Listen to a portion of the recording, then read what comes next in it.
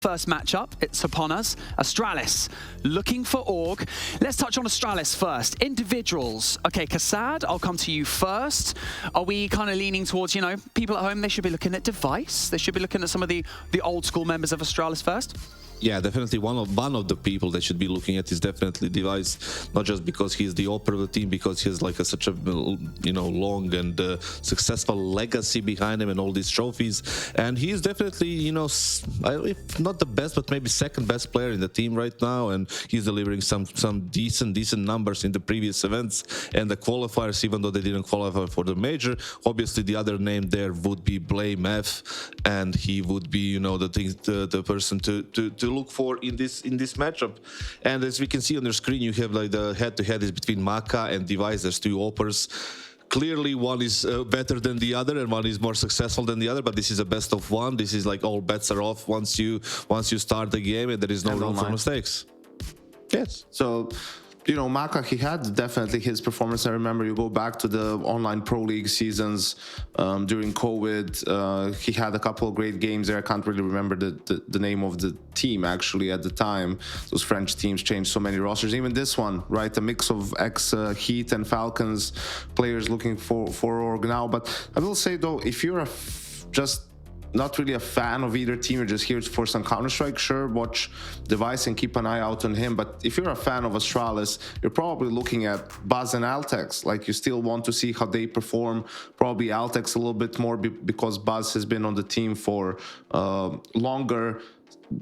Since you're actually putting your chips in the Buzz and Altex basket, in a sense, right? Like, what you get out of guys like Blame, Glaive in terms of leading Device as well, and these are the two guys that round out the roster. So if Astralis is going to be a contender of any sorts, they will need to perform on a very high level. Yeah, we want to see how the new blood perform. That's what we want to see. Astralis also competed in the Dallas qualifier at the end of March against this roster when they were known as Heat. And as you can see, Kassad, it was a convincing win for Astralis, wasn't it? Yeah, 16-10, 16-8. It was the two maps that Astralis likes to play. Obviously, you can see Nuke and Inferno, their signature maps in the past, not so much these days, but still they felt comfortable to play against Heat on that map and on those maps. And they, at the end of this qualifier, they managed to beat Cloud9, if I believe, and actually qualify for IEM Dallas, which is happening in a few weeks. So it's a good thing for them, and maybe they have the recipe how to defeat this French squad. Maybe they do. We have had our internal veto, and I can tell you guys that we are going to be playing on Nuke. So, Yanko, what's the first thing that springs to mind? You've got Astralis, we've got Looking for Org, aka Heat, and a little sprinkle of Falcons. Nuke, who's this favoring? Off the top of your head, off the top of the dome, who do you feel like this one's favoring? I mean, you can't say Nuke in an Astralis game and for that immediately not to come up to your mind and the historic streak they've had on the map when they were in their heyday. But that's the thing, we're long past the heyday of Astralis, and this is nowhere near the same squad. Still, for someone like Glaive too, that's actually the funny thing, Nuke structurally hasn't really changed all that much since those times. Even like the map more or less plays pretty similar. So when it comes to mid-round situations, situational Counter-Strike, your 3v3s, your 4v4s, right, that's where you can still utilize some of the same ideas. I think also for the Looking for Org side of things, I think they'll be fine with Nuke. It's one of their more played maps, mixed success, 2-2 on the map. So yeah, I'm hoping for a good game of CS. I do believe this is a little bit of a, risky play from Astralis, because map like Nuke, can snowball. We saw it just a few hours ago on the T side of map by BR. They got the economy rolling. They keep changing the pace left and right, and it just snowballed into a 12-3 half. I believe it can be even on the CT side. It can be like that if you end up controlling the game early on. So in a best of one, it's a little bit of a risk, but I guess it's a calculated risk for both teams, especially Astralis. I think it's also the fact, Astralis hasn't played it a lot with this lineup, only once, really. So probably this is a good opportunity for them to get an extra rep on the map and see where they're at. Okay. Well, it's all about that time that we put our pride, knowledge, and luck on the line. I'm going to ask you for an actual prediction. We've talked about it quite a bit up to this point. You know, we have the Astralis legacy in there, but, you know, it's not the same Astralis as it was. We've got looking for Org. You know, they've got a little bit of a mixed match of players in here. Who knows? They might gel really well together. I'm going to come to you, Yanko, first. I want an official prediction. I'd like a scoreline from you. Go for it. I'm not giving you a scoreline, but I think I'm going to predict Astralis just because, similar to MIBR ATK, like, I want Astralis, if they get to the final and win the final, then you have an actual lineup at the final tournament. Looking for Org, it depends what's going to happen for them. If they don't find an Org, will they dissolve? Will someone go to some other team? Especially when CS2 comes around. So, yeah, Astralis in this one. Well, if they win the qualifier, they might find an Org. The thing is, like, I do believe that Astralis in this like super work mode right now because they have to compete at IEM Dallas, so they might be in a better shape than the French squad. So I'm leaning towards them, not heavily though. I don't think it's gonna be a stomp. At least it doesn't look like that. But Astralis should win this one. Okay, and whilst obviously we've spoken about this already, but whilst this match is going on, we're going to have Fnatic versus 500 going on at the exact same time. I want to know what your thoughts are on that as well. Fnatic have had, you know, they had quite a tough opening match going into this competition. In their first round, they faced off against Sprout, and it was really close. But since then, they look like they've been on cruise control a little bit. What do you think about Fnatic 500, Kassad?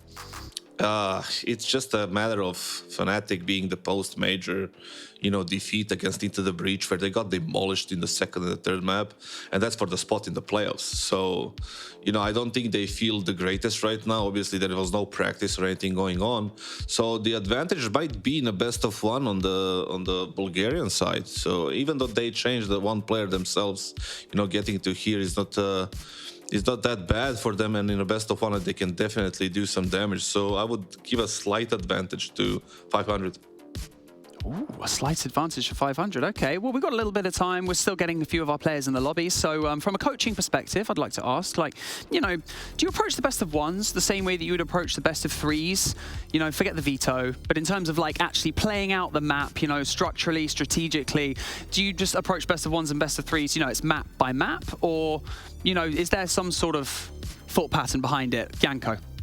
Yeah, I think ideally you would want it to approach the same, right? But in practice, it's not really the same, because in a best of three, you know, if you're on map one and it's not going great, well, there's still two more, but you haven't lost the actual match. But in a best of one, that's all you get. So, you know, depending on the situation, you might be prone to take some more risks if you're down early. I think that depends on the philosophy of each team and their approach, and, you know, which side are they playing in the second half, right? Like, things can get really out of hand if you just are down 5-0, and which is basically just pistol and the first gun round. That's already a third of the game is lost at that point. So I think you're just trying to get your players into that extra little bit of focus, get them to be in the zone, to understand that every single kill matters, right? If we're playing against a full eco, let's not lose a single gun,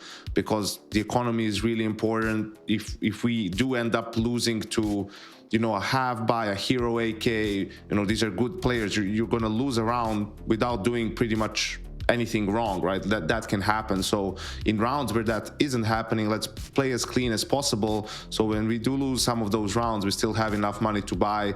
Our economy still isn't completely shattered. So yeah, just try to instill that in them, sort of nail that point home, not to get complacent at any point in the game. Yeah, I feel like it shouldn't be no difference whatsoever in the best of one than in the best of three. It's just the only difference right there is like you have an extra life if you lose a map, which shouldn't really change anyway you approach the game, or you play the game, or the protocols before the game or during the game itself. So for me, it's all about. But it's funny how in practice it works completely different. Yeah, it does. That's why all players. Yeah. That's why players hate best one. Like, sure, they hate them because you can lose both pistols and you lose a silly clutch or something and the game is over. But they hate it more because there's no second chances. Like that one game is your one chance. Look at the tournaments we're having now. We're starting to have triple elimination formats. It's like, players just want as many possible opportunities to screw up and still be in the tournament, still be in the running, right? Like that's why that's why the best of ones are scary. That's why there's a lot of pressure in those games. And Counter-Strike, we always talk about the mental side of things and how much confidence is important and dealing with pressure. And that's why you see upsets happen even more so in best of ones, not only because of map pools, map veto, and all of that stuff, but it's also the added pressure. Okay. We also had like a running up to this point, looking for Org. They beat a top 20 team. They beat 9 in the quarterfinal. That's got to count for something, Kassad. Oh yeah, I mean, beating 9, even though it was an Anubis, it's still a big thing. That's a team that was like up and coming. They disappointed on the major in the Legend stage, even though we expected them to actually get some sort of a damage, not necessarily get into the playoffs, but get a win at least. They ended up 0-3 and probably kind of dropped their motivation heavily, because I was on that position multiple times in the majors when we kind of disappointed on or different events, and that the mood in the team is kind of deflated after that for some time before you get back on your feet, and I think that played a role there. So, but don't want to take anything away from the Frenchman. Is like they did get a legit win there, even it's a best of 1 in a team like that's in that state. So I gotta respect that at least. That's a fair point. Kassad, in the NA bracket where we were, or the NA qualifier, sorry, just hours ago, we were talking about how this studio looks a little bit familiar, like a movie, right? Like the movie Passenger. I don't know if it's a movie that you've seen recently. I'm gonna keep bringing it up. 5 times. Oh, okay, nice. I like it. Did you know? I've got some trivia for you. I looked up some trivia for you, about this movie. Did you know? Oh my God. That the movie Passenger was supposed to star Keanu Reeves as the lead. No. Could you have imagined what that film would have been like? Like, so different. Am I more of a Chris Pratt? Am I more of a Keanu Reeves? Come on. I can handle it. More of that bartender that, does that. But, damn, you've taken me out of being the lead role in my own movie to being the bartender. I mean, bartender was a pretty cool cyborg in the movie. Cool even though he kind of, a real person. I mean, even though he kind of, revealed the whole, thing that happened on the ship. So I'm not gonna spoil it for people. But do you wish you were a cyborg sometimes, Kassad? I do. I am a cyborg. You see how I'm. So that you wouldn't grow even more old. Yes, I'm just gonna live forever. Cool. The Terminator, we have him in the studio with us. I absolutely love it. Our Gamers Without Borders Best of 1 European semi-final is almost here. One team goes through to our grand final later today, best of 3, and then one is sent packing. So please welcome to the amazing virtual studio. It's Bardolph and Hawker to take you into our first map. Thank you very much indeed. Over to the European stage then, after we had North America earlier this morning. That was quite interesting, especially the slog they spoke about on Inferno. Don't expect a similar case here. I think it's going to be quite the tall order for L4O to deal with Astralis on paper, looking at the teams they've both been beating recently. Although I think for L4O, they've taken down the likes of Forza, Monty recently as well. Losing to Apex in a 2-1. Who knows what their ceiling is at the moment as well. So perhaps it's not going to be as cut and dry as I mentioned. What's your opinion, Hawker? Yeah, I think it could be a surprisingly close one, especially just because sometimes in these games, I mean, these teams were playing last night, right? So you haven't had much turnaround time. You probably haven't had much prep time. And looking for Org, I mean, some of their wins, like you said, beating Monty on Nuke, that's really no joke. Monty played really close against Vitality on Nuke at the major. I think they destroyed Na'Vi on that map. So yeah, it's clear that they have at least some level on Nuke. And I think in general in Europe, there's just so many solid teams that pretty much any map, once you get to this stage of the qualifier, is going to be competitive because the teams have clearly been playing well to get to this point. Yeah, again, a lot on the line if they can make it to the final. If not, then it's about placement for prize money to raise for charities. But again, the winner of that grand final does make their way towards the main Gamers 8 tournament in the summer, which is a fantastic opportunity, especially with two teams looking to grow. It's kind of unusual even now for me to look at Astralis and see that that brand name is world rank 24 after such a period of dominance. Of course, people have come and gone in that time, but that was a hell of a ride. So, you know, this would be a great opportunity for them to build back up and try and head into that top 10 once again.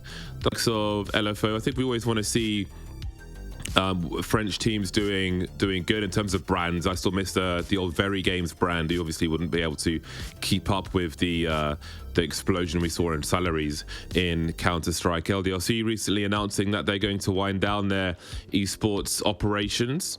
So it's good to see that there's still people out there putting in work for the French scene, and hopefully the goings-on in France at the moment will be an inspiration. The major, not Sarkozy having a tag like he's been stealing from JD Sports. That's quite amusing to me. But yeah, obviously the major coming to a conclusion soon as well will hopefully be inspiring to a new generation of players. We know that Kenyes is still out there with mixed results, back to streamer mode, but I know he's looking to play once again. You know, I think CS2 will be a good kickstart for players such as Kenyes to try and find a way to reach a previous level. I think he's got it in him. I really hope he does make it. He's one of the nicest people in the scene. Yeah, would be nice to see. Definitely would be nice to see. And yeah, I mean, for these, for looking for org players, you know, a few of them have had their chances in the past. I think Haji is one who has been pretty good at this level for a while, but maybe didn't get that chance on a top tier French team. And then you've got someone like Maka, who also I think has been pretty consistent on the AWP at this sort of level. Those two I think have been playing together for a decent amount of time. So excited to see what they can do with this lineup. Always competitive, but I don't know if they ever had that breakout tournament that you would want from this sort of up-and-coming French squad. Let's see if they can get something going in this one. We are underway into Nuke, and Astralis get that CT side start that you always want to have on this map.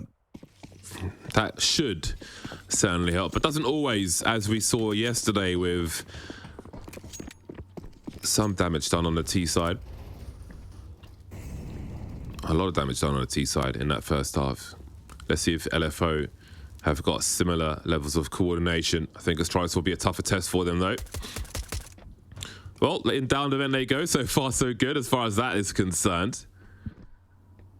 Device, always a great player to watch the demos of. Just absorbs the skills of many players. He's basically Shang Tsung as far as Counter-Strike is concerned. Glaive will be dropped, trying to stop that bomb from being planted. No one to challenge it now as Buzz holds the angle.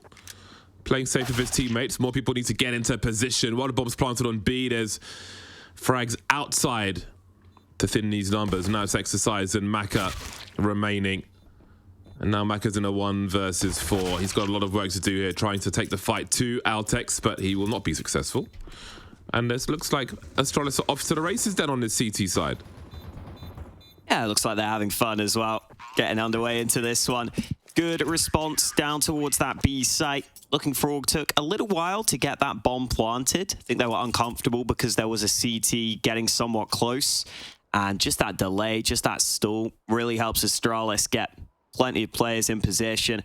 Once that happens, they are able to clean up pretty convincingly there. Looks like we have got the AK bought by Haji and dropped over to Jocko.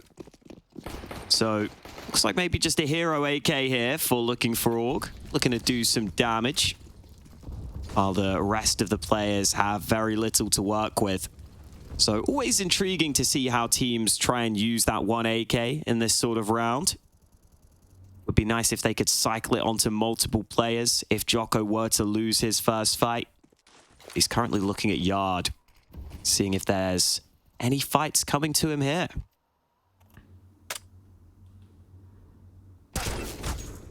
Jocko looking for headshots.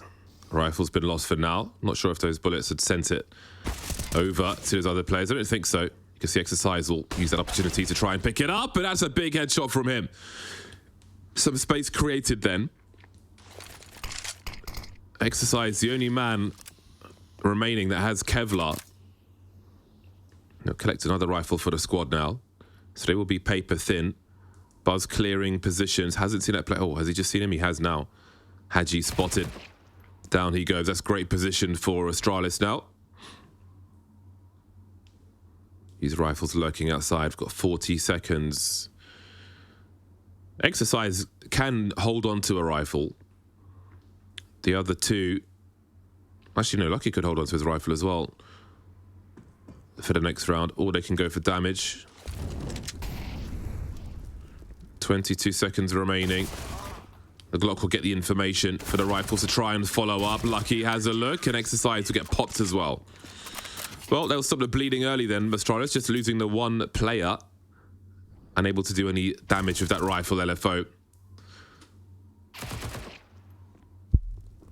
Yeah, don't mind that approach from Looking for Org there. Going ahead and getting that one AK out to try and do some damage. Especially because BlameF often likes to play aggressive against those low buys. So you wait for him at yard, you get that fight, get a second rifle. Doesn't lead to too much though in the grand scheme of things. And now LFO do have that buy that they were looking for, even if they have had to weaken some of their weapons. And here is BlameF aggressive on yard again. There was a player up top silo. That player has now dropped down. Exercise will go looking here. BlameF's teammate is helping him, and elsewhere Device has picked him off. Molly to try and control any response from LFO. Exchange of grenades, and Squeaky will be smoked off. LFO with 2 mollies. Fair amount of smokes here. Still some options open to them in theory. Outside will be a problem though with Glaive's position. Device is curious about what might be going on. Rifle support will be very, very nice. Falling back, and this one's getting more and more difficult for LFO. 3 players remaining, gingerly moving through the lobby. And again, Astralis are taking liberties with their positions. 2 remaining then, with Device's spot. It won't be too much of a mystery as to where LFO are going. Altec's hiding in the back of the A bomb site. Choco giving some sound cues away there as he switches to a different rifle. 29 seconds on the clock. Macazin has made his way through Squeaky. Starting to wonder about him. Altex is able to get that while being on 16 HP. Down he goes. Has he done enough though? Over towards B then for Choco. He's made the right play. Both players still upstairs. Device has promptly made his way down though. And the clutch then, 1 versus 2. So heard one in events, but Glaive will go towards the double doors. No util, really, for either squad. That'll be relevant here. No smokes, etc. On the flank is Jocko. It's got the sound cues for 1. Oh, that's so fast on Device. Doesn't have an angle for the bomb, and Glaive will clutch it. He'll trade his teammate. Expensive round for Glaive and co, but they'll keep the clean sheet. Yeah, good effort there from Jocko. I like the idea of trying to wrap round, trying to see if he could catch players out. Had to try and do something here in the 1-on-3. Got that first kill. And Glaive on the site holds his nerve. So Astralis staying on top early. Just getting that initial pick towards yard, really helping get them onto an advantageous position.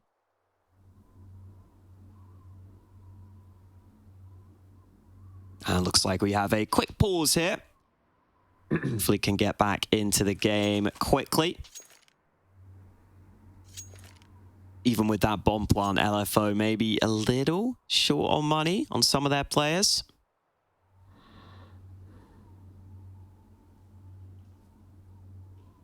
Can already see the Galil coming through. Yeah, solid start here from Astralis. They still need to make sure they stay on top of their economy with that last round coming so close. And LFO still in a good enough position where they can afford the buy, but it's a lot of Galils into this round.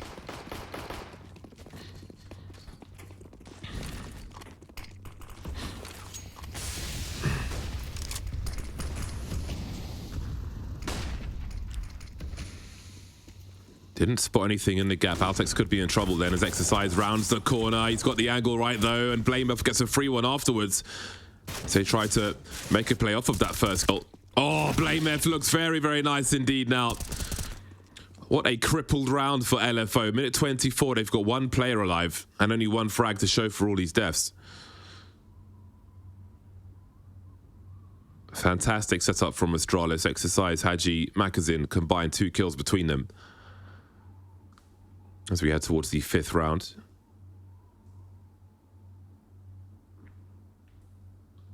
If they can win without more bleeding Astralis, that'll certainly help the money, as they definitely need to build in that regard. And Nuke is always about chipping away on the T side, chipping away on that CT economy until you can finally break it and then start to make your way into the game. That's not going to happen on this round, as we can see. 4-0 for Astralis. Very strong frags from Blameoff.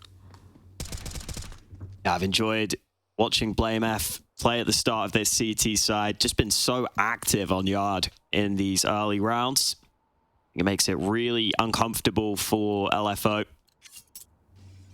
And not allowing them to establish that Yard control, which normally feels like such a given on your T side. That's something they're going to have to adapt to, the French squad. That's sometimes where some of these lower tier teams can struggle. Oh man, look at Blameoff again going forward. This time loses out on that second fight, and that allows the vent drop here. LFO finding their way into this round. An unlikely round, perhaps. Choco, if the AWP will be important. Altex using these smokes to reposition. Could really take some nice angles away here. Nice rifle as well, dropped from the hands of Exercise. Oh, it's a rough one. 2v3. They've got the sound cues for Buzz.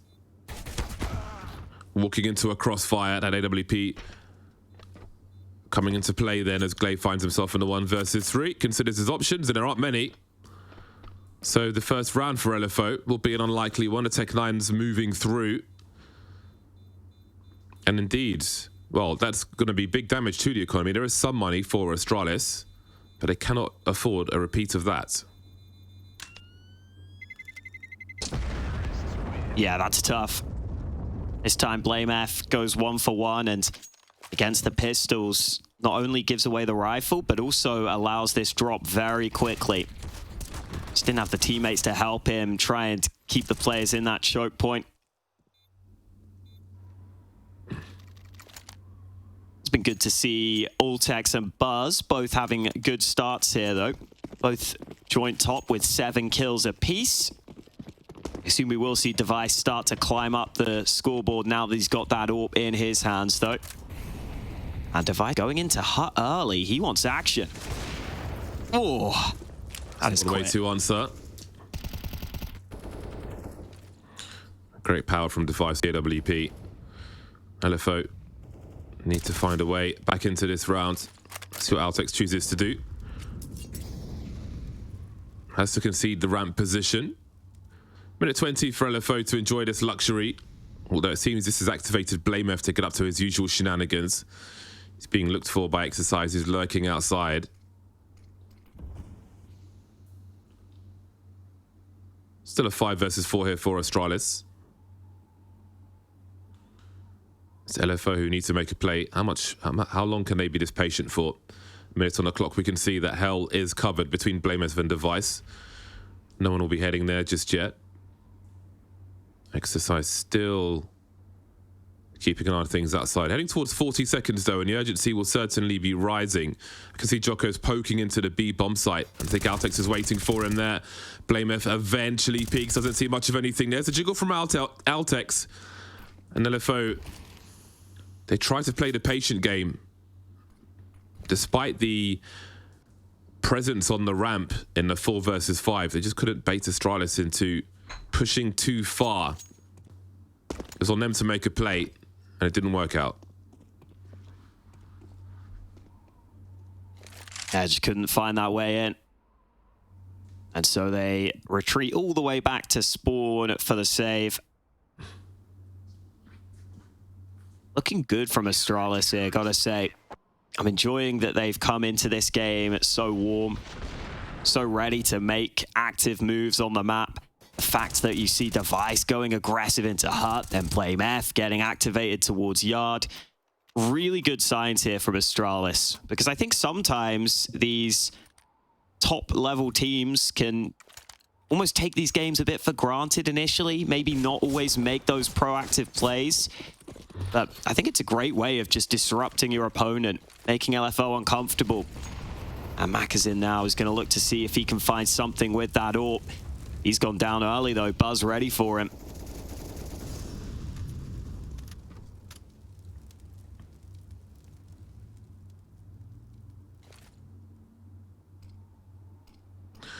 Oh, Device is very forward indeed.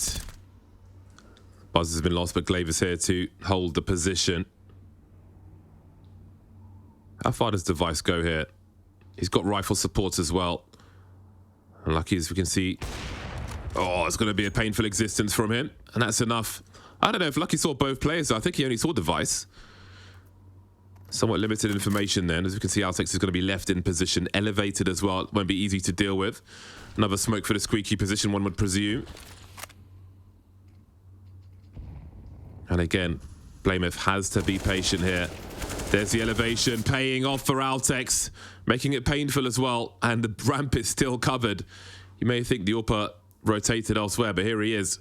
40 seconds remain. Exercise and Haji remain separated from each other. Half health Haji has to find a way to plant the bomb, and Blameth been so patient in this position. Just when he starts moving, he knows the timing for L4O. So painful for them to deal with. Haji will get domed by Glaive. 3 players surviving. Money starting to build for Astralis in this 6-1 scoreline.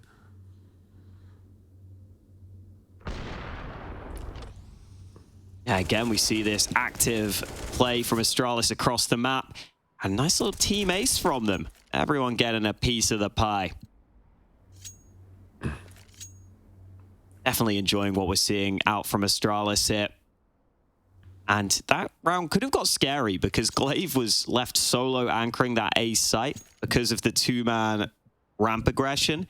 But Astralis just stick with it. They figure, you know, if we just keep Device here, eventually he is going to find a fight that we want. And it's just such a strong position when the Ts don't know you've pushed up with the AWP like that. And make the most of it.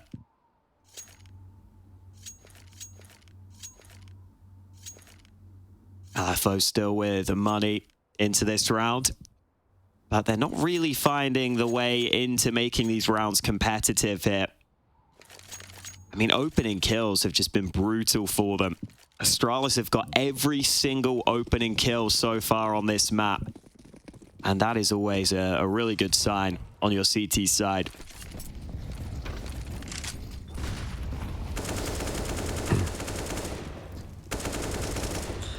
Ooh, so close. Flashes are here for the T side, but to no avail. We've got flames all over the place. Glaive looking around the smoke. Re-smoke, but Macazin has a forward angle. That will be surely favorable for him. Indeed, it will be.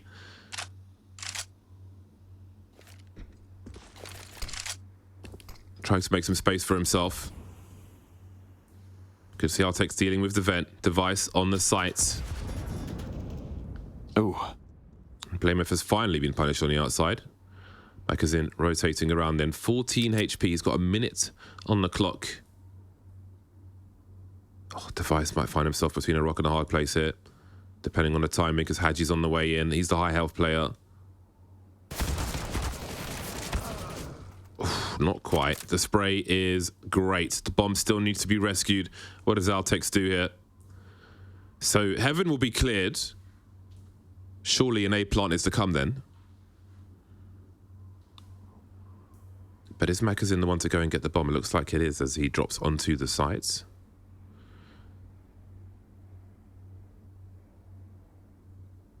"20 seconds to go. Hut will be cleared as well.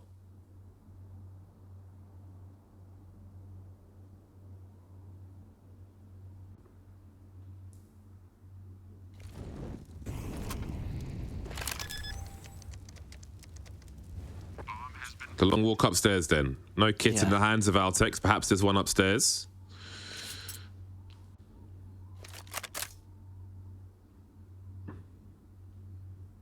LFO could be on for a second round here. Perhaps should be on for one. Doesn't look like he's going for it, unless there is a kit on the site.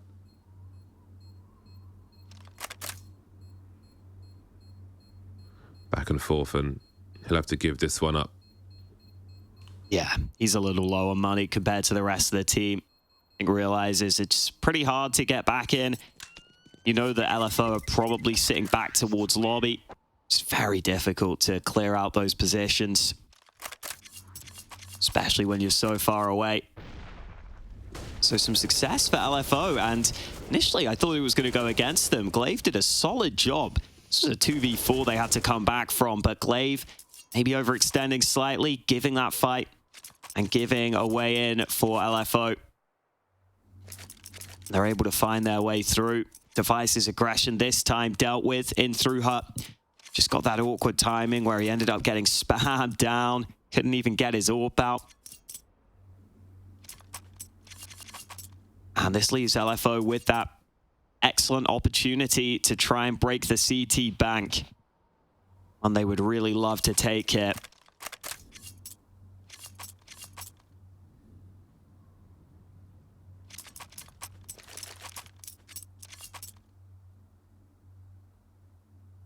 No AWP for Device now either.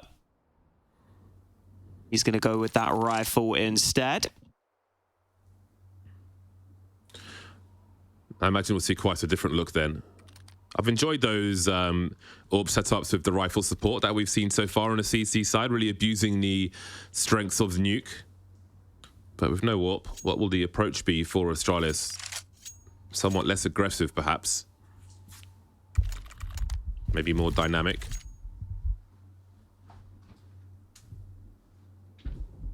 All silenced M4s. Are you an M4A4 man or an M4A1S man? I mean, if you're talking about the CT weapon I actually use, it's the AUG. So I do have the silence equipped personally right now. It kind of makes sense because if I'm using the AUG, I might as well use the silenced M4. I feel like just feels slightly different. Vertigo, but mostly. Or is it map dependent for you? Yeah. It's Okay, always nice. silenced on Vertigo, but mostly M4A4. Yeah, the A4 is probably stronger now. I'm just, you know, I'm stubborn. I'm a hipster. Well, Astralis are all straight silenced here as well. Yeah, man. They're enjoying it. Macazin enjoying that AWP. Very early opening for LFO. And this is a key round for them where Astralis' money is on the ropes again. They've got an early 5 versus 4. This is the round they need to convert, ideally by elimination, which will allow them to really build something in this first half of Nuke. Again, they're going to play the patient game. Very different to a 4v5, this 5v4, where there may be more urgency for Astralis, but they're being patient, they're being disciplined so far. I think they have an inkling that LFO may be waiting for them to try and fight their way back into this round, but they've got position, and that counts for a lot on Nuke.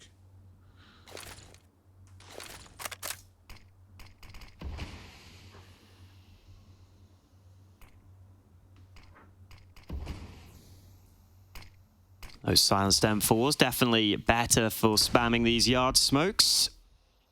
I've seen a bit of that from Astralis so far. And that third smoke took a while. AMF was able to see that there aren't that many players behind it looking to move quickly, that's for sure. But Hadji gets another kill elsewhere, and now 23 seconds. LFO have to get a move on, but they have the 5v3 to work with. Glaive gets aggressive. Nice kill on towards Hadji. He's going to look for more, but Maka able to deal with him. That time could still be a factor here. Blame F seeing if he can come in from the back. I don't know if they're going to be able to deny this, though. Smoke down, and Device can't find the angle, so bomb down. And that molly's going to slow things further. I have to be the save now. They found their frags eventually, LFO. Very, very slow, patient game, but Astralis, they're just not biting.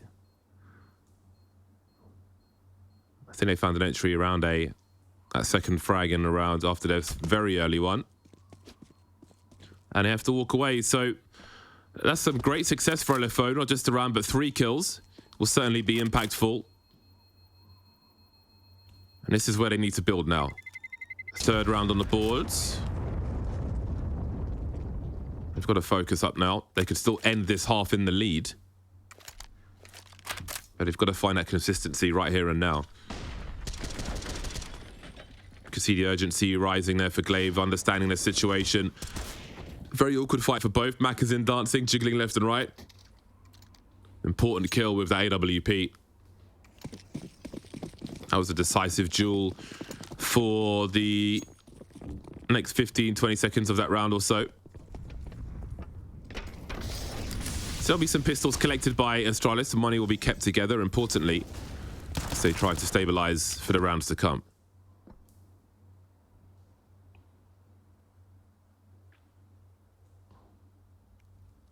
Yeah, this definitely puts L4O in a position where they can start to get rolling now on this T side.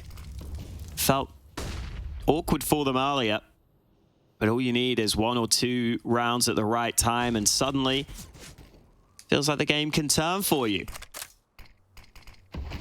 Device putting this smoke down. Oh, still hard to move anywhere forward here. Couple of pot shots going through.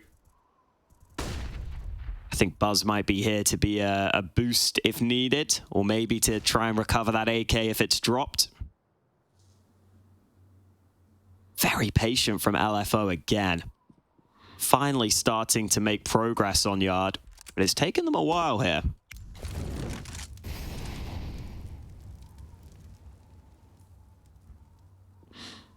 "35 seconds. This is actually nervous territory. Let's see what the CTs choose to do. M4 still on the ramp. But Buzz starts to make his way over towards A. Not much he can do, really. Might be a question of saving the rifles now. Glaive may have seen the bomb there. Blamef getting activated as well. 15 seconds to plant this bomb, and Glaive has disappeared. There's the bomb carrier. That's a very important kill. Device on the flank now. Blamef coming in from the top. He's got a grenade. He might not even need to peek, depending on where this grenade is going. Not enough damage just yet. 2v3, they've got great angles. Oh, Device had half a chance there. Macazin had no idea, but manages to escape. Device continues to creep. Hoping Macazin makes his way to the other side. Oh, he rings the bell, but just not enough damage. 2 plays on 11 HP. This was a very scary one from L4O, but they have narrowly survived.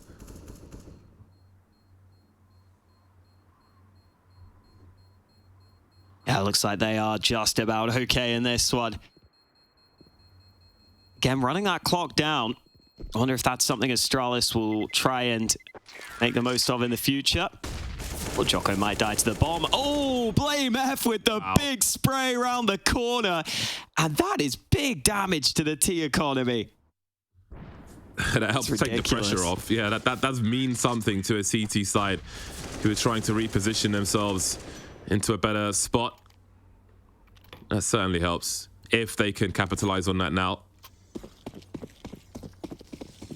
They'll be back on their full buy, back on their BS, if you will. 1 kit onto Glaive, but the AWP is on Device once more. And their usual game was very difficult to deal with. Glaive dancing around bullets and wallbangs. And there's Device off to the races immediately with the AWP. You can see how important this position is for Astralis. The way they'll have a player in heaven, drop the smoke to Glaive on the site to make sure that squeaky spot is dealt with. Device, big impact straight away. Back on the AWP.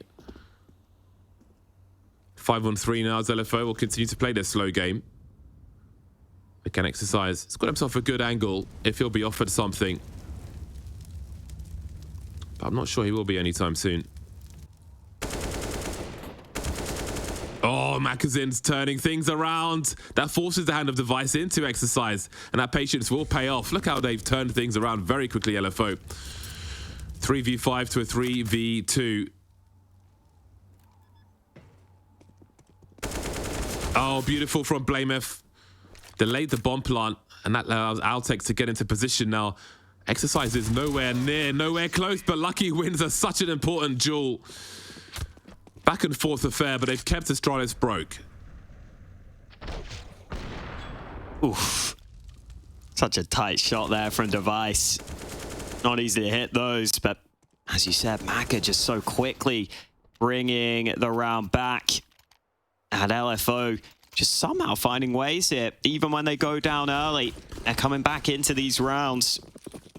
And suddenly we have got a much more competitive map on our hands. It's what we were expecting. It's what we were predicting at the start of it. Astralis got off to a great start, but LFO have slowly grinded their way back into this one. Exorcise needs to be a little careful. He will be dealt with. That's an AK given over to Blameth, and Lucky not ready for that angle. Buzz playing an unexpected angle there. Maka is able to come in for the cutthroat trade, and that should give them this A-bomb site now. No opportunity for Blameth there to do something up the ladder. And LFO making the comeback they were looking for. Hanging on just enough to head towards a tied score here. Great opportunity awaits them now in this best of one. You wonder if Astralis are getting nervous. Unable to stabilize once being broken. Again, that last round looked promising with the AWP shots from Device, but to no avail. That slow start from LFO. Reaping rewards in the late rounds.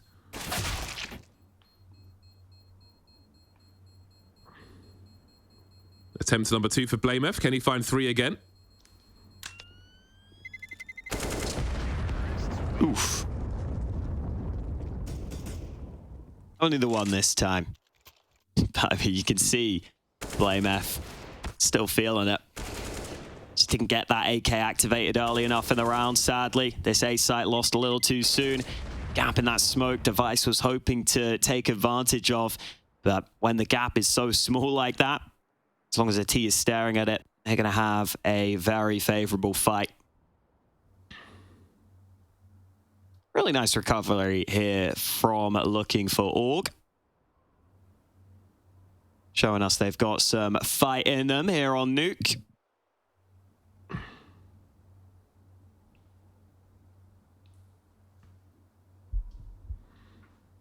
Who takes the lead at half-time then?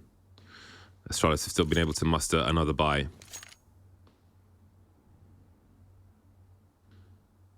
But LFO's mid to late round is proving dangerous. Really hard to look for information if you're a CT right now. Great comeback from LFO. I wonder who made their logo. That's always a question. Glaive in position. Very nice start from him. Another 5v4 for Astralis then. Seen a few of those in this half with these early kills. Not always successful though.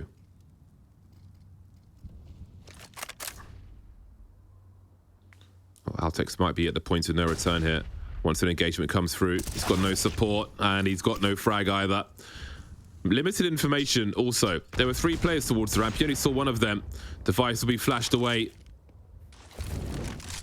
Where there's been one, there's often been another on this occasion. LFO will be able to best them and do more exercise on the flank now. Glaive on an island. Choco in control of control. And this one is escalating very quickly indeed. The AK and the AWP remain as Haji waits for rotations. It's going to be hard for Device to check for that. Outmaneuvered once again. Despite that 5 versus 4, LFO turned things around once more. MF hanging around. But I don't know how likely it is that Astralis will go for this. He's looking to get out, it seems. Just quite a high variance way of playing ramp there from Altex.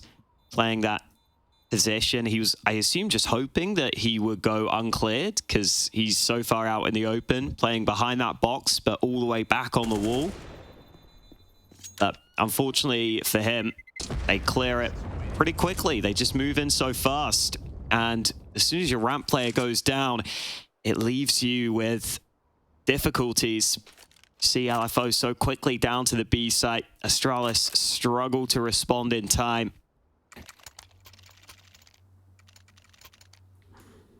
Really have not seen the game out of Device that we would expect. He's been in such good form recently for Astralis, but it's been a pretty mediocre game by his standards. BlameF delivering as always on the fragging count. And they're going to fight Yard here pretty aggressively. BlameF up top, already a player behind the red container. Oh, and BlameF not able to win that initial fight. Now Device has to be a little more careful here.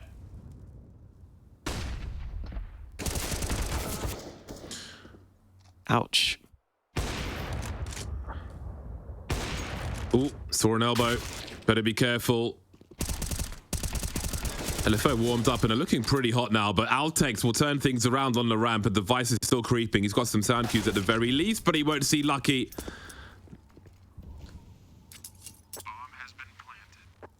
It's going to be a tough one for him then. 19 HP. I have a rough idea of where he is and where he's likely to come from. It seems he'll just hold on to the AK-47 for the last round of the half. Looking for Org, have turned things around in a brilliant way. After a, 6-1 scoreline, I think it was. They've won 7 rounds in a row, if I'm not mistaken, on the T side of Nuke, through multiple Astralis buys. Very nice work. Yeah, they've really done a good job here at recovering this T side.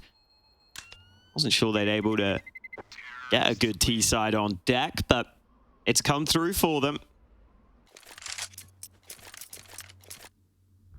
Saw that double stack in ramp. I mean, first Device landing a good shot there, just forcing them away. But yeah, they're never expecting a double stack in ramp here, LFO, because they've seen Astralis push with 3 players towards Yard. You assume there's going to be someone on A and not just a double stack in ramp. So it was a cool trick for Astralis to try and get into the round. Didn't pay off that time, though. They couldn't win the round from it. And into the last round of the half, Device wants to get involved again. The Yard play coming around, and BlameF has gone down. Device switches to the Deeg. He's getting into the smoke. Oh, the bomb is still back here on Yard right now for LFO. That could be a real issue. Oh, that's the bomb. An impossible mission right now. Ooh. Indeed, that was the bomb. But the VIP was protected with great effect. LFO speeding up the pace towards the end of this half. And again, they are in the driving seat. They have been for a while now.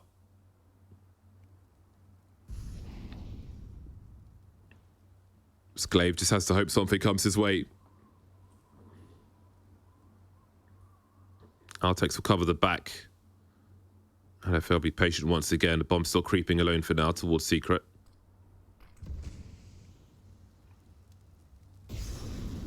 Or is it edging towards main instead? Smokes up in heaven, and maybe that's a clue. Altex holding position for now.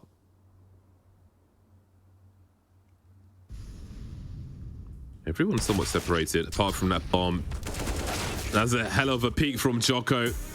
9 rounds there from LFO. 9 rounds in a row, if I am not mistaken. That is a hell of a turnaround versus Astralis. In its best of one of Nuke again, playing for a spot in the grand final. You wonder how far they can go.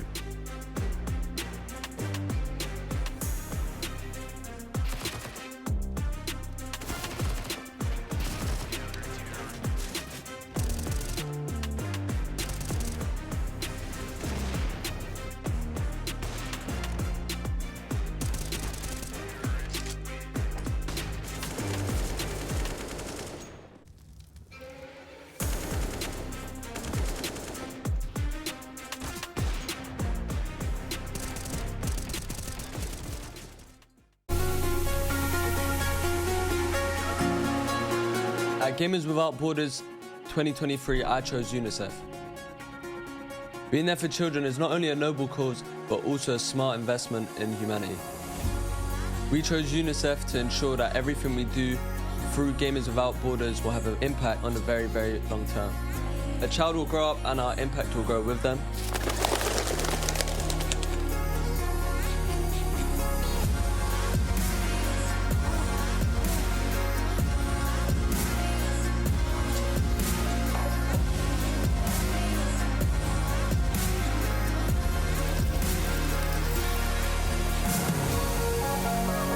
Too many children are left behind in forgotten crisis.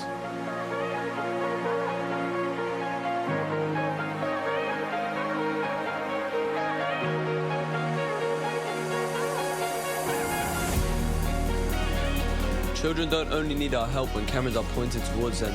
UNICEF is there at every step of the way. And we're proud to join UNICEF on this mission.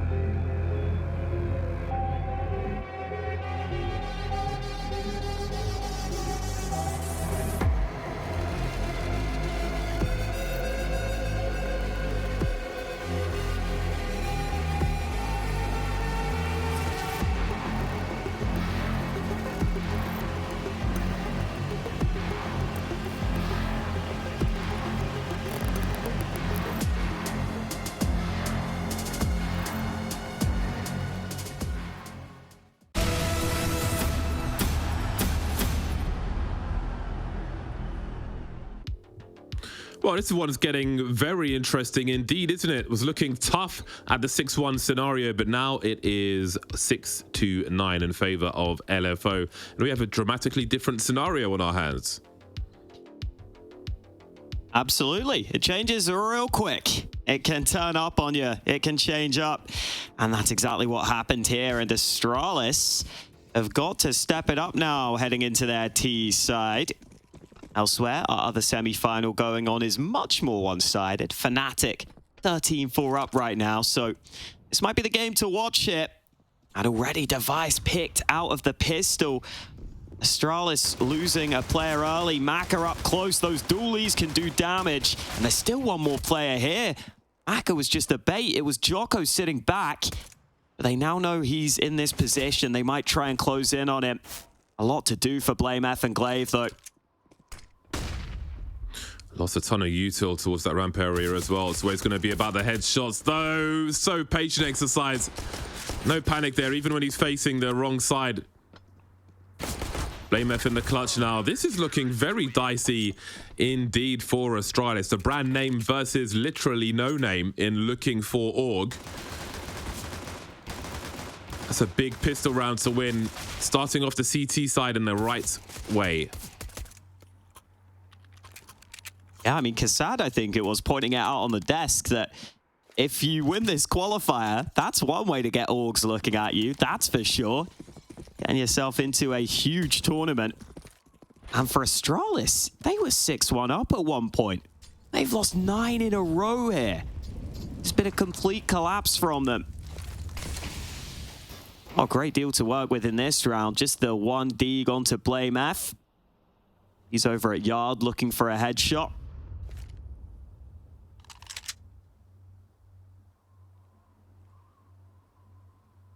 But man, such an impressive showing here from Looking for Org.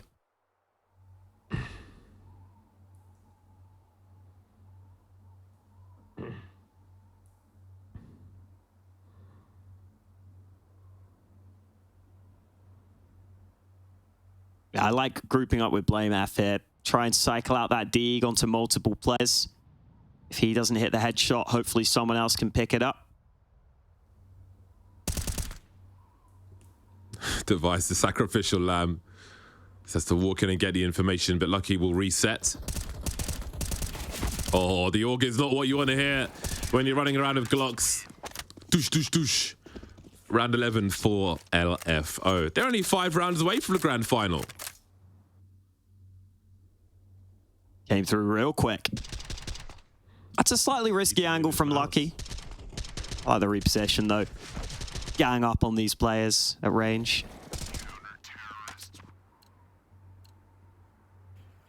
Oh man, to buy from Astralis. Not even perfect hit. Back 10, Galil's in there, but really important round for them into this one.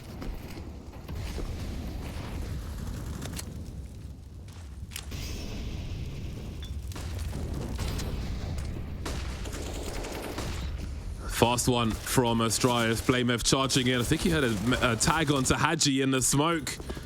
A surge into the A bomb site will prove successful. I'm not sure if L4O will have any more of this.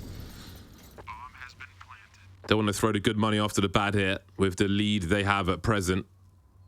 Want as many buy rounds as you can muster, so they'll disengage from this one. So cheeky from Blamef.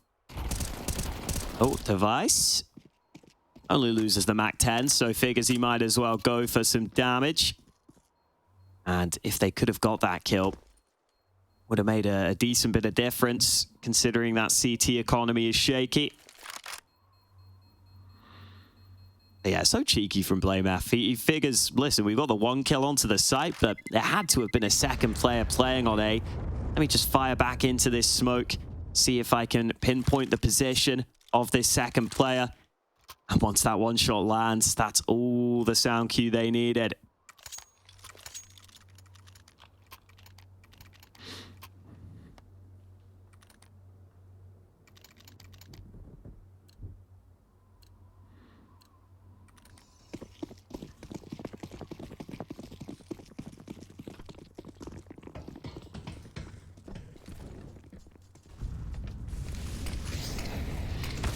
Oh, Lucky.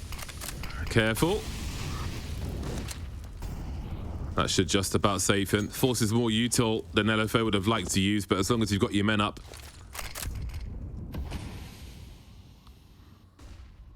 Aggressive positions taken then. Another slow approach for the time being. But look at the positions on the X-ray of Astralis and the util, the Molotovs that they have. They've got some intentions towards the safe bomb site once again. Hadji and Exercise will focus on that squeaky position, but the numbers are coming in. Oh, Blamef with the bomb. That's been lost. That's a big issue. Exercise trying to pre-fire. Hadji and Joko will do the big damage, running low on bullets, but the trade fragger might be here in time. Indeed, they will be. And L4O push closer to that grand final, 12-7. No bomb plant for Astralis. They do have money, though.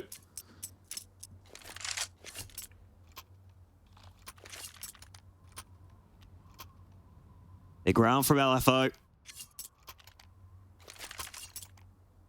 Astralis, again, they're in that position where being 12-7 down, seeing your opponents on 12 rounds already, you can't afford to lose this one, especially when your money's bad yourself. Big swing round here and good damage onto Buzz. Those nades on Yard, doing the heavy lifting early. Oh, unlucky, just playing in towards main, able to catch Buzz, who was trying to make a play through those smokes. Astralis will get down secret, but they've lost a player in the process.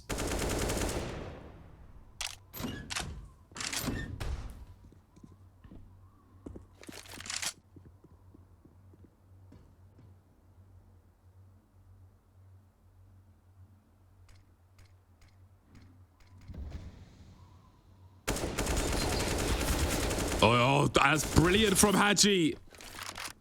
Not easy to achieve. Blamef and Device then. 2 versus 4. Feels like they're fighting for survival at this point. For the team, not just the round. Now, what is the play for Blamef? What is his understanding of this situation? Device is the only person who's downstairs at present. Everybody else is creeping around the A-bomb site and the ramp.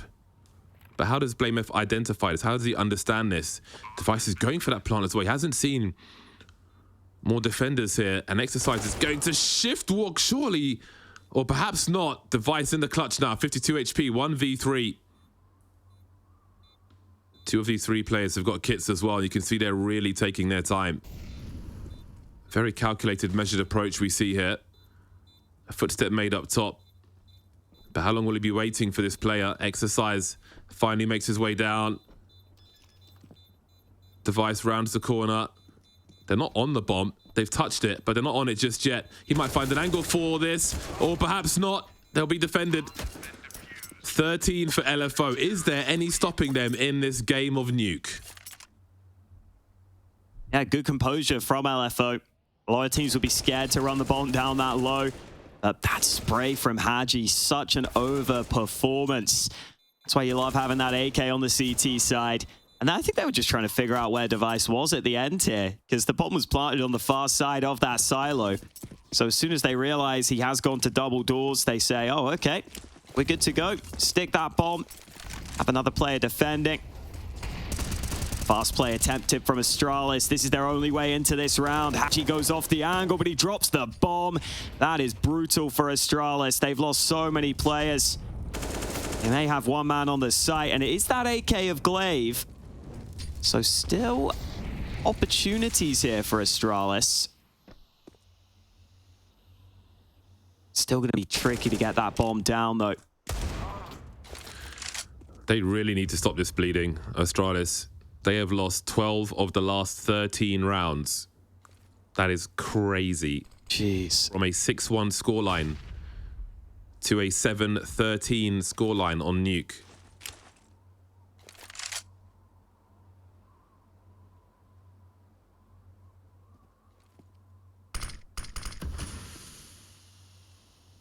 Does he hear too? Lucky will trade either way. 14-7. This is night and day. It's really bizarre stuff from the Astralis POV, but fantastic for L4O.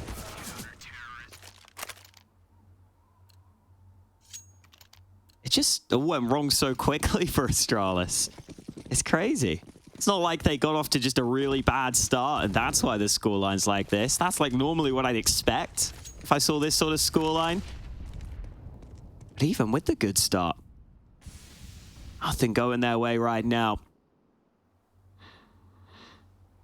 And I don't even think L4O will be feeling the pressure too much. They have such a big lead. Been winning so many of the recent rounds. See if Astralis can find a way to try and put some pressure on their opponents. Slow default in this one.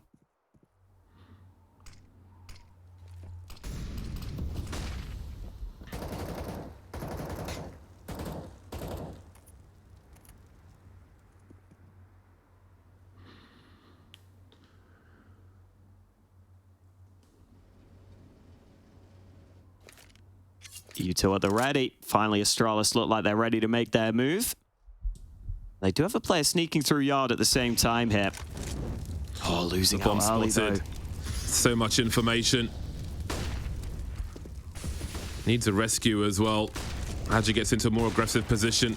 Heading down the vent, but they haven't taken the bomb with them just yet. Maybe trying to bait the CTs into different positions. Only 2 players remaining, though. Soon to be one.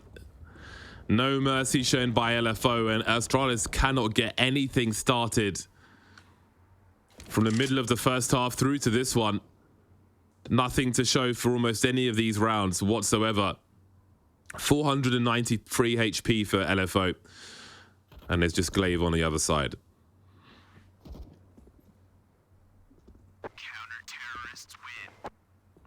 That point. Elimination point for Astralis.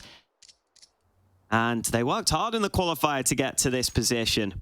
Beat Movistar Riders, beat Bait. Played a couple of BO1s yesterday. But their chances are slim right now. Incredibly slim. I mean, as you pointed out, the 6-1 scoreline, the 6-1 start from Astralis has turned into this.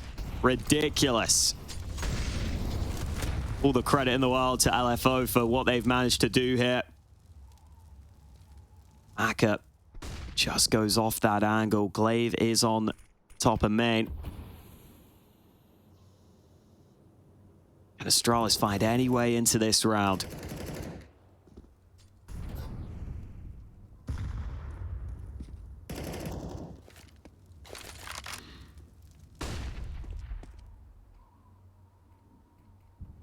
Oh man, the double stack in ramp. The AWP is about to take contact. That's painful. And it gets even more painful, surely, when the AUG starts rattling off bullets. The AUG versus BlameF's Mac 10 with Glaive maybe being the saving grace here. You can see Jocko is aware of the problem. Didn't expect that to happen. And maybe there's a chance for Astralis. Back to the wall. On the T side of Nuke, no less.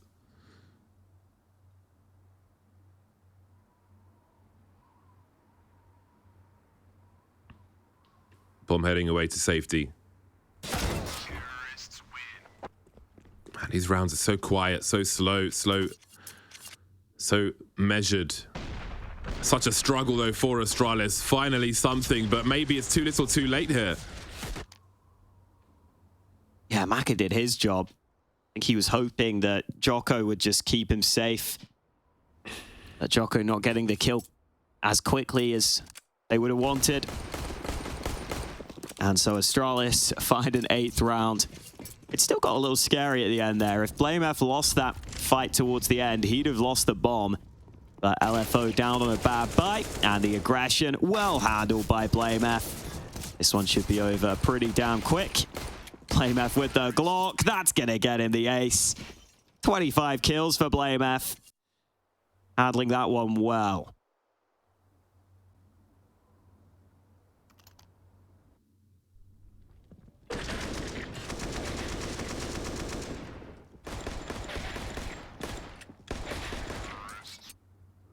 Real test resumes then.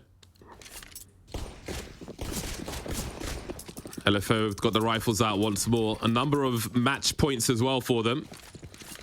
Again, grand finals best of 3, but this here, best of 1 scenario. Device gets cracking early. Astralis on the cusp of double figures here. Not shy to dance around the smokes, BlameF.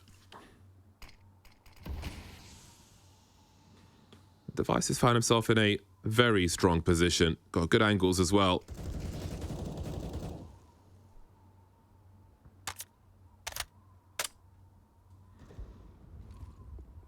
Maybe a sound cue for Astralis. Jocko pops up, a labored spray, and he will be dropped.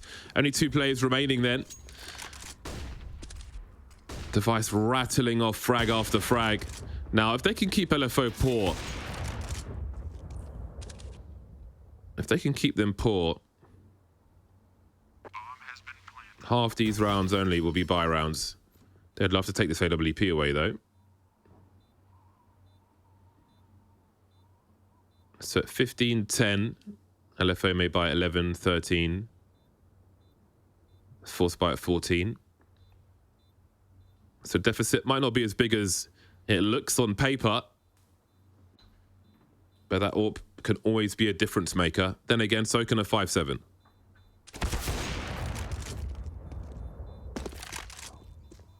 Oh, nice shot from Lucky. Racking a few up here on the exits. We'll still try and hunt him. Flash in, and that will do it. AWP dropped. So the damage not really relevant. It's all about getting that AWP out of there, and Astralis knew exactly that. Finally, Astralis come to life. They've got to hope it hasn't come too late here in this one, as they can continue to break that CT economy. And they will reap the rewards of that in this round. It's a full eco right now for L4O, and I doubt we'll see too much investment.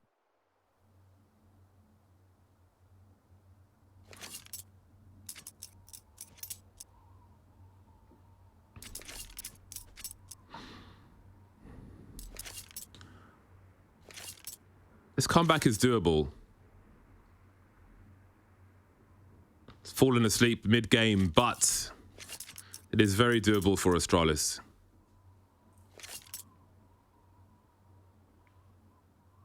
It would be a bizarre scenario, though, even if it goes to overtime, win or lose. With the run we have seen from L4O, it is doable, but it's just as important for L4O to close as well, especially with the opportunities afforded to them if they can find success in the final and head towards Gamers 8.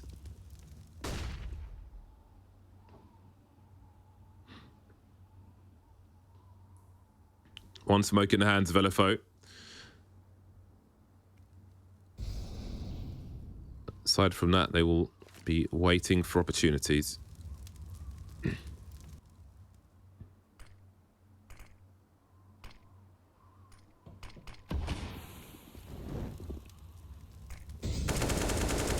Ooh. Lovely Okay. stuff from BlameF.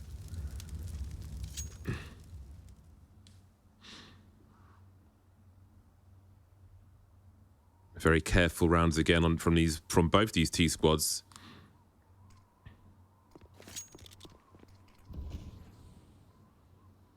Heading towards that 40-second mark then. And there's bags of utility. Well, a lot of flashes, especially for Astralis. But what is their ultimate intention? Ramp is being taken. That is no challenges over there. Speeding along as Buzz will keep the CTs honest up top. And there may be no challenge here, as most of the action is upstairs. A good spread from Astralis downstairs. An AK collected by Jocko. That could be a difference maker next round. This was an eco. Again, taken carefully to try and limit variance. And that will prove successful.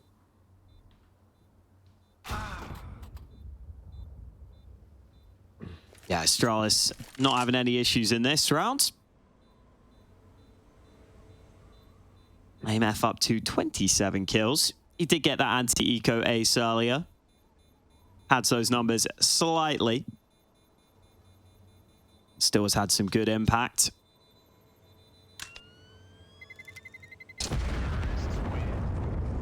Got to see if L4O can keep up with the pressure here. Elsewhere, Fnatic against 500 in the other semi-final. Also with a 15-10 scoreline. Fnatic had a big lead in that one. So the Bulgarians of 500 starting to try and bring it back. Here in this one, we finally have that gun round. Rifles across the board for L4O, including that AK in the hands of Jocko. Fast play coming in from BlameF. He's been looking to cause issues around that squeaky area. And he is going to get down the vent, so nice opening move for Astralis. Oh, and Mac is not ready. The bomb will just go yard now. They'll try and see if they can join BlameF on B. And Jocko also caught out. His rifle blocking the vision of BlameF as he started to peek there. The door is open then for Astralis. It could be a save call.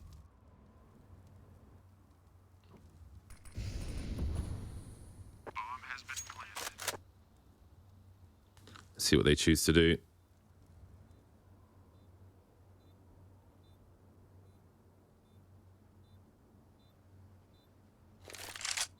Yeah, Magazine's got 3,000 in the bank, so this makes absolute sense for L4O. Look at the hunt, though, from Astralis. They know what makes sense as well.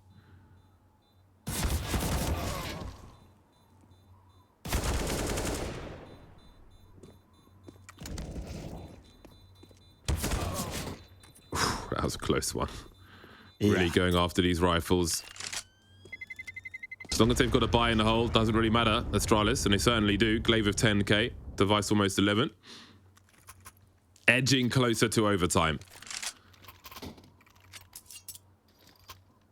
Closer and closer. This time, though, Maka gets the AWP out. Yeah, got to show that they have a way to deal with Blame F. I mean, the fact that they got so caught off guard by that vent drop, they had a player down below who just wasn't ready for Blame F to get into position. Looks like we won't see that opening move made in this round. Oh, nearly the kill from Jocko.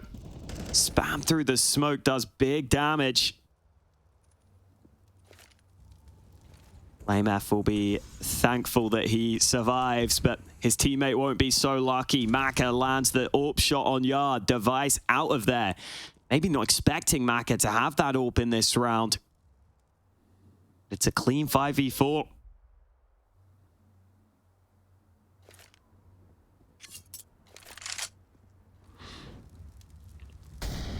Buzz spots one, but was he detected? Better angle for him from that distance. Food for thought there.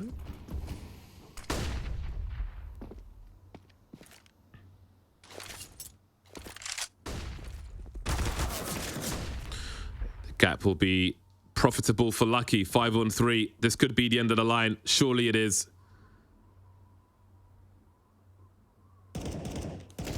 Only 2 players remaining there. Glaive trying to fight, getting something done.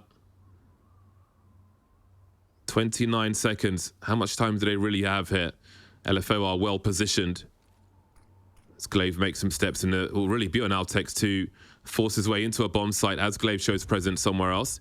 Heading towards 15 seconds now. He's been spotted. Oh, this is so awkward. 12, surrounded by CTs. The trade is guaranteed. And so is a place in the finals for L4O, defeating Astralis with a massive run of rounds in the middle of that series. Yeah, just a huge dry streak in there for Astralis. And L4O, well, they had such a big lead. It felt like they were always going to have a great chance to close it out eventually. It took them a few attempts. It took them a few opportunities, but they're able to take it over the line.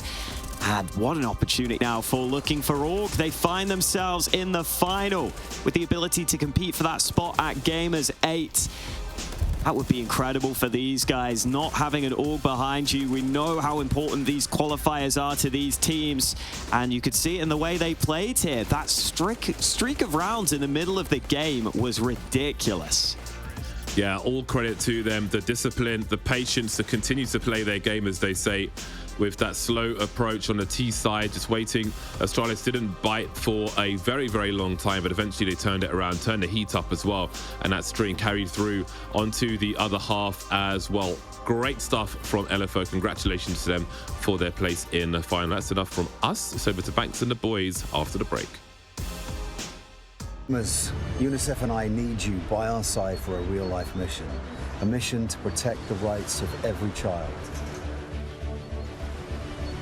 After news cameras have left, UNICEF is here. Every day, everywhere, but particularly where it's needed most. Did you know that more than 170 million children need UNICEF's humanitarian aid this year? At Gamers Without Borders, many of you have already chosen UNICEF, and I thank you for that. Choosing UNICEF is the easiest and smartest decision you can make, because you're investing in a child. And investing in a child guarantees lifelong returns, not only for that child, but also for their community and for our world.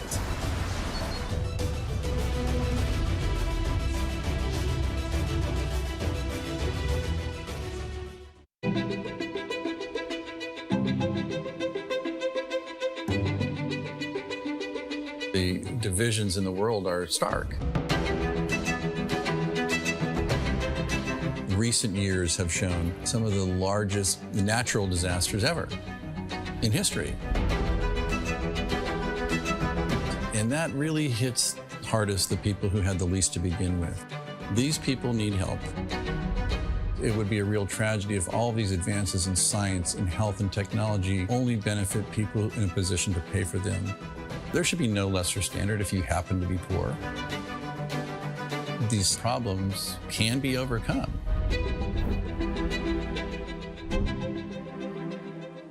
Direct Relief is a humanitarian, nonprofit health organization. The focus has been on the least fortunate, most vulnerable people. On a good day, things are tough for a lot of people in this world and in this country. And what we can do is mobilize private resources for their benefit and make it available free of charge. We're the first nonprofit in the history of the United States to obtain accreditation just like a commercial distributor. And it's been expanded geographically to every country in the world and every state and territory of the United States. What's now Direct Relief officially was started in 1948 as a private effort of a war immigrant businessman named William Zimden. The basic guiding principles of a war immigrant businessman really influence what Direct Relief has done ever since. And they begin with just serving the people who need help. We have this great privilege of engaging with people who come in from very different backgrounds, but with the same purpose of trying to just do something good. It doesn't matter if you're typing or talking on the phone or working on the warehouse floor. They're all part of an effort that means something bigger, and that is the fuel that kind of keeps you going. It gives you some sense that there is a way to make meaningful progress, even for a little organization that started at a kitchen table, but that's what provides motivation in life.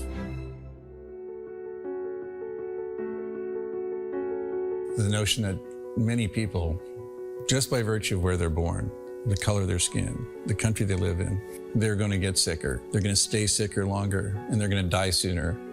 That's pretty good motivation.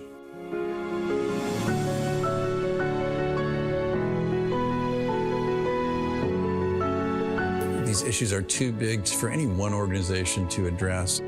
We really work hard to honor these guiding principles, invite people to participate, and we are sure thankful for the thousands of people across the country and world who have become part of Direct Relief by virtue of their participation.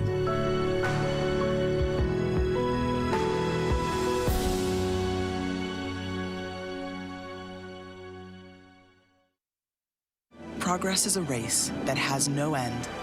After every finish line, another challenge awaits. How can we continue to push innovation in a sport at the forefront of technology? This is how.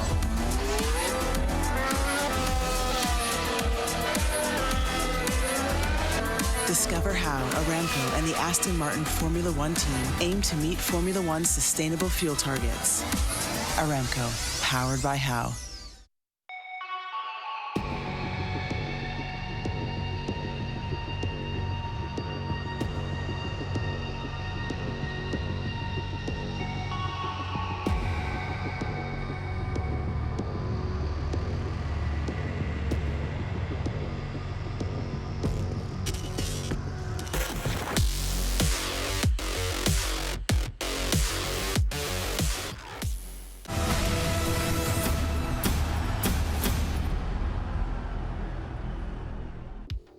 Banks and the boys are back, and just like that, we have our first finalist in our European Counter-Strike qualifier for Gamers 8. What a turn of events that was. Astralis looked really strong coming out of the gates, but then looking for Org, they managed to take it. Commiserations to Astralis. I'm joined in the virtual studio by Kassad and Yanko. Yanko, confidence, momentum must be sky high right now for LFO after bringing that one back.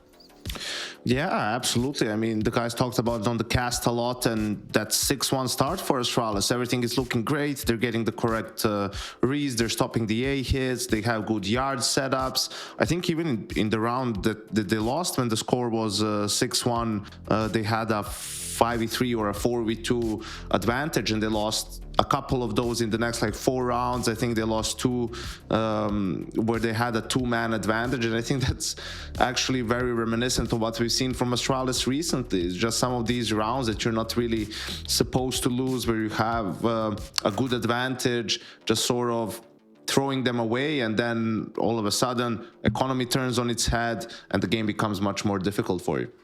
Yeah, I mean, we spoke about you know, the effect of the snowball effect on Nuke and how rounds can turn against you and the economy can turn against you, and that's exactly what happened. It was 6-1 and then ended up in 9-6 for L4O. It turned out to be 11-6 at some point, and it just you can see everything started with one of the eco rounds they lost at, I think, 4-0. It kind of destroyed their economy. After that, they made a couple of mistakes, and they lost all the money and all the momentum, and you know, all the space went for looking for ore, and it just it snowballed into a very tough situation that Astralis couldn't really come back from. Yeah, I mean, we spoke leading into this map. We spoke about how we wanted to see how Altex and Buzz come into this best of one, because we want to see how the young guns play. We want to see like what effect they have and how they're kind of gelling into the Astralis roster. But you know, starting off, they both looked really good. You know, they were both 7-2 after 5 rounds. But then ultimately, you know, I think it was after like 26 rounds or so, they both only had 13 kills. They just kind of like melt under the pressure, or is it just like a combination of loads of things, Kassad?